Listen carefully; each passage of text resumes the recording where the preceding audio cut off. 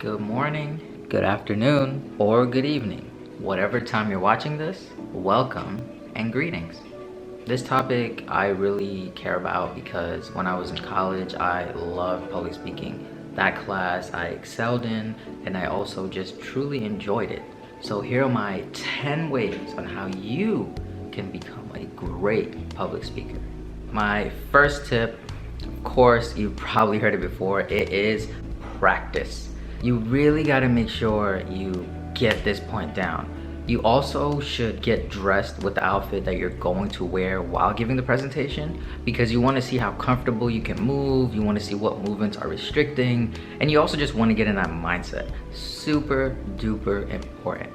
Also, you want to practice in front of a mirror. You also want to practice setting a timer on so that way you don't go over that time limit. You also want to write it down. Jotting it down, reading it back to yourself, super important. Writing it down is key. You write it down, that way you can record yourself, or like I said, practice in front of that mirror. And you want to make sure you get that time frame down. So if you know you're going too much over the time limit, guess what? You need to reduce some words. If you know you're not meeting the time limit, guess what? You gotta add some words. Also, it's really good to practice by reading the cards and also looking up in the mirror, and then try to read half of the sentence by looking at the cards and then the other half by just trying to memorize it. This is really important. Gets your brain going and it keeps you to remember it. So that's the first key. Practice it. Second point. So this one is about research. So what do you research? Not research how to become a better public speaker, but you want to research public figures that are actually great at public speaking. But you want to look at it from a different perspective. So you really want to kind of pick every point that you see that they're doing, whether it's their hand movements, whether it's their eye contact, whether their tone, whether it's the way they move around the stage. You got to think about it from a different perspective. And that is key because then you can kind of try to get some of those attributes and do it yourself. So research someone that you actually like or that motivates you, and then just jot down some notes about how they actually do it. Point number 3. This one refers to about jotting notes. When you're reading it back, you really want to stick to key words so that way you can jog your memory. Trying to remember whole sentences really gonna make your brain overwhelmed. So try to keep some keywords in mind that will spark that sentence that could just come out on their own. Point number 4. You're nervous. You're anxious. Your palms are sweaty. Stop worrying. It's easier said than done. So what do? You have to embrace those feelings. Okay, you're nervous. Say to yourself, I'm nervous.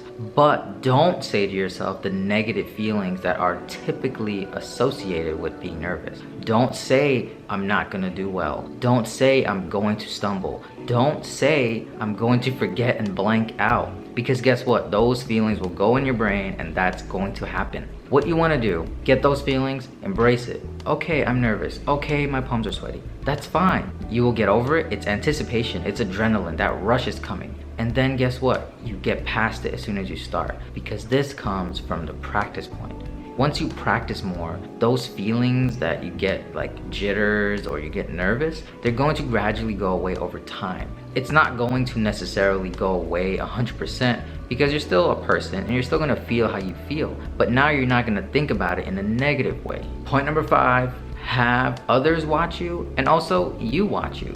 Give yourself feedback and also take feedback from others. Really, you want to be objective. Don't take any hard feelings. If you mess up or you do bad, it's okay because it's just feedback. It's for you to improve, and that's the key. So you really want to make notes about, your tone, about your time frame, about your word choices. If you take too long of a pause, all these things matter. But it really comes from the feedback perspective. And if you're given a rubric, try to match that rubric 100% of the time. That's really, really important because if a professor or someone you're giving a speech to tells you, hey, you can't go over 2 minutes and you're at 2:20, you're gonna fail. That's not acceptable. So getting that feedback from yourself and also from others, super key.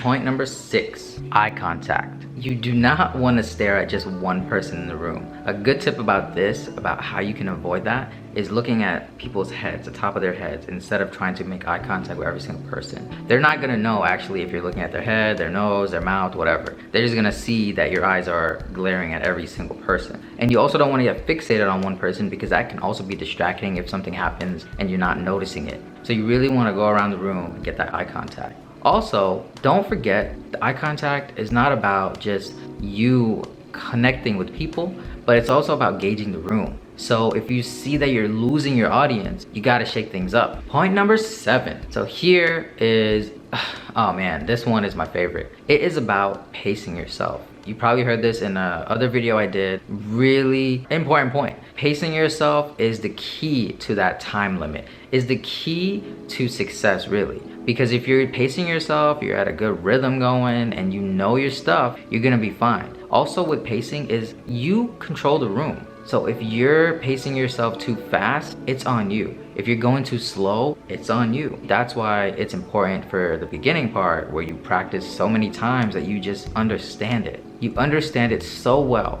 But that's also a double-edged sword, because if you understand something so well, you sometimes try to go too fast. So you really gotta reel it back, pace yourself, get back on track. Point number 8.